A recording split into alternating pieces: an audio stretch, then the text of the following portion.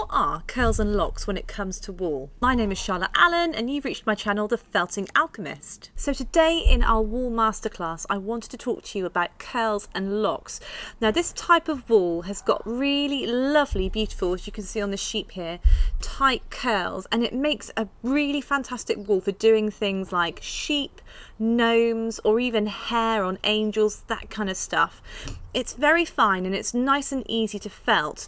What I tend to do is take a strip of it and then I felt it down the centre of the strip, and then I I'll demonstrate it in a tutorial, but then I'll have it on either side. I'll felt it down as well, so I'm felting it dead centre, then I'm felting it either side where I felt it down into the the depths of the sculpture, and then it gives a lovely hair-like quality to the overall finish of the sculpture. Curls and locks are a little bit more expensive than your usual wool bats or merino roving wool because they are just that little bit more difficult to produce really, but they are really great and give a really wonderful effect if you're trying to create something like a gnome for Christmas or a fairy or anything like that. So all sorts of different sheep produce curls and locks.